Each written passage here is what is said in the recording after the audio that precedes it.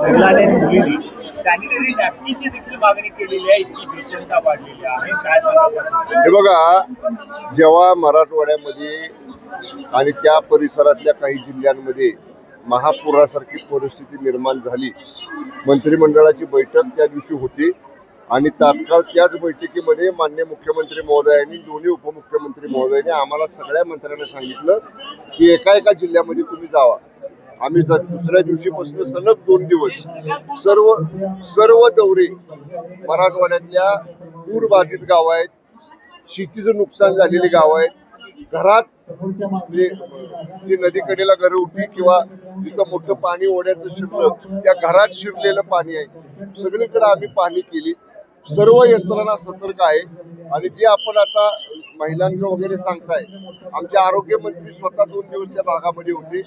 सर्व DHOना, सर्व मेडिकल ऑफिसर्सना, जिल्हा शल्य चिकित्सकांना, अशा सगळ्या आरोग्य विभागाच्या यंत्रणांना फील्डवर जाऊन जी जी आवश्यक मदत लागेल ती तात्काळ देण्यासाठी आपण आदेश केलेले आहेत. जी जी आवश्यकता असेल ती सगळी मदत ही अतिवृष्टीग्रस्त, पूरग्रस्त आणि अति पावसामुळे झालेल्या नुकसानीला देण्याचा निर्देश माननीय मुख्यमंत्र्यांनी सगळ्या विभागांना दिलेले आहेत. ओला दुष्काळ जाहीर करण्याची मागणी विरोधक तर करत होते, मात्र आता सत्ताधारी आमदार देखील संतोष बांगरांनी देखील मागणी केली की आता ओला दुष्काळ जाहीर करा.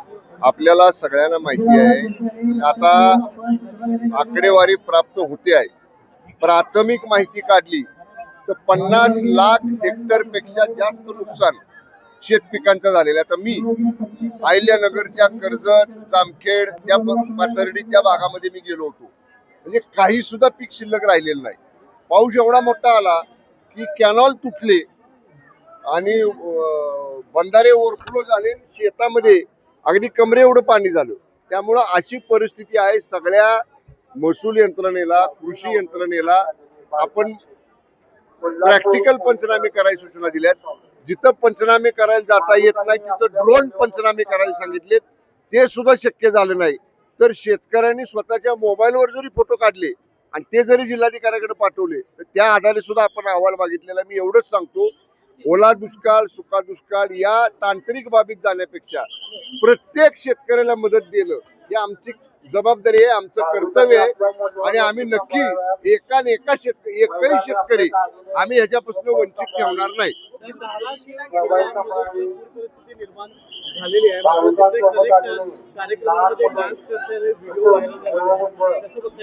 नाही, मला माहित नाही. धाराशिवला पालकमंत्री आमचे सहकारी मित्र प्रताप सरनाईक साहेब आहेत. कारण मी काल रात्री उशिरा आलो, त्यामुळे मला दौऱ्यावरनं मला काय कुठलं वाहिन्यांवर काय पाहता आलं नाही. सकाळी लवकर मी, आपल्याला सगळ्यांना माहिती आहे, गेली 20-25 वर्ष मी नवरात्रात महालक्ष्मी अंबाबाईच्या अभिषेकाला दर्शनाला येत असतो. माझा अनवाणी नवरात्र गेली 25 वर्ष आहे, त्यामुळे मला माहित नाही. पण असं जर घडलं असेल तर ते योग्य नाही. पण तो व्हिडिओ कधीच आहे, रिसेंट आहे का जुना आहे, हे सुद्धा पडताळावं लागेल. पण या बाबतीत तिथल्या पालकमंत्र्यांशी मी बोलतो. 100% पाहिजे, 100% दाखवली पाहिजे. काल दुपारी आदरणीय उपमुख्यमंत्री एकनाथजी शिंदे साहेबांची माझी फोनवरनं चर्चा झाली. मी जेव्हा माझा पूरग्रस्त भागाचा दौरा करून आलो तेव्हा आदरणीय साहेबांनी, मी जेव्हा शिंदे साहेबांना फोनवरनं माहिती दिली सगळी, तेव्हा साहेबांनी मला सांगितले की माननीय अमित शाह साहेब 5 वाजता मुंबईमध्ये येत आहेत आणि मुख्यमंत्री महोदयांना आम्ही त्यांना भेटतोय आणि नक्की प्राथमिक त्यांच्याकडे मागणी आपण करू. आणि जेव्हा आकडेवारी येईल जिल्हा वाईज, महसूल सर्कल वाईज, तेव्हा ती सादर मान्य अमित शाह साहेबांना केंद्र सरकारला करू. आणि ज्यादा मदत केंद्राकडनं कशी मिळेल याच्यासाठी म्हणजे आम्ही मान्य अमित शाह साहेबांना आज भेटतोय. त्याप्रमाणे काल मान्य CM साहेब आणि शिंदे साहेब अमित शाह साहेबांना भेटणार होते.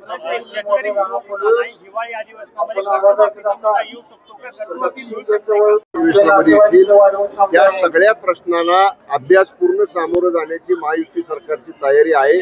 त्यामुळं निश्चितपणे ज्या ज्या प्रश्नांचा उहापोह होईल, चर्चा होईल, त्याला निश्चित समर्पक उत्तरं अधिवेशनात आम्ही सरकार म्हणून देऊ. मुख्यमंत्र्यांनी दोन्ही मुख्यमंत्र्यांचा उल्लेख रेडा असा केला. संजय राऊतांनी आज मुख्यमंत्र्यांनी आपल्या दोन्ही रेड्यांना घेऊन मोदींकडे जावं अशा पद्धतीची भाषा वापरली. अहो, हा संजय राऊत EC चेंबर मध्ये बसतो आणि बोलतो. ₹5 मदत संजय राऊतांनी एका गरीब शेतकऱ्याला केलेली दाखवा मला. ₹5.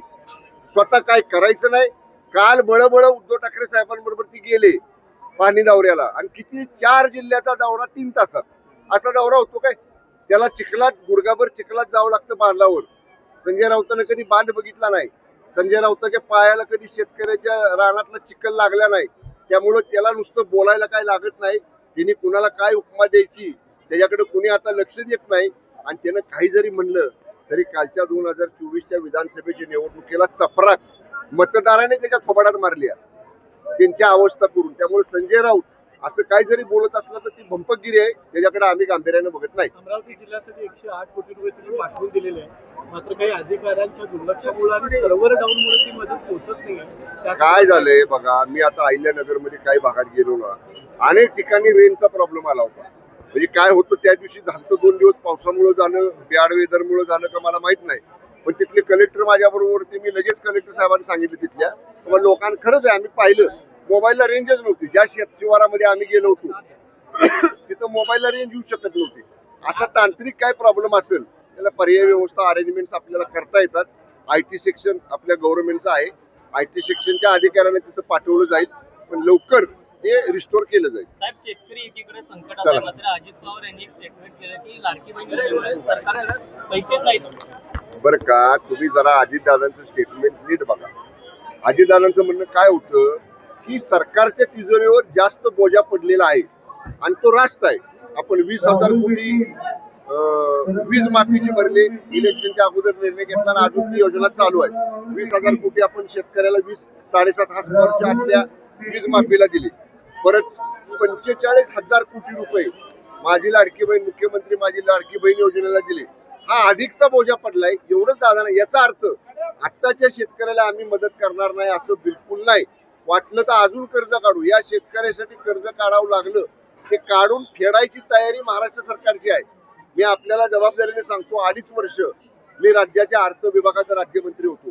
आता जरी कर्ज काढलं असलं तरी रिझर्व्ह बँकेनं आणि केंद्र सरकारनं जे लिमिट आपल्याला बॉरोइंगचं दिलेलं आहे कर्ज काढायचं, त्या लिमिटच्या आतमध्ये आपण आहोत. अजून आपल्याला कर्ज उभारण्याची मर्यादा 20 नमुन्यामधली आपल्याकडे शिल्लक आहे. त्यामुळं शेतकऱ्याला आम्ही वाऱ्यावर सोडणार नाही. शेतकऱ्याला नक्की आम्ही मदत करू. ओके. 8 दिवसापूर्वी सांगलीमध्ये जो काही प्रकार घडत होता, जयंत पाटील साहेबांच्या वक्तव्याची व्यक्त केली. मात्र भाजपकडून पाठीशी टाकलं जाते का? कारण 1 तारखेला भाजपकडून सांगलीमध्ये इशारा सभा घेतली जाणार आहे आणि त्या जयंत पाटलांच्या समर्थनात जो मोर्चा झाला त्याला प्रत्युत्तर दिलं जाणार. बरं का, त्यावेळी सुद्धा माननीय मुख्यमंत्री देवेंद्रजी फडणवीस साहेबांनी भाजपचे नेते म्हणून माननीय आमदार गोपीचंद पडळकरांना जाहीरपणाने सांगितलं की त्याने अशी वक्तव्य नाही करायला पाहिजे. हे वक्तव्य योग्य नाही, राजकीय पातळीवर किंवा व्यक्तिगत पातळीवर सुद्धा. तदनंतर महाविकास आघाडीकडनं मोर्चा काढण्यात आला. त्यामुळे कदाचित ऍक्शनला रिॲक्शन अशा पद्धतीचं असू शकेल. मला नेमकं माहित नाही.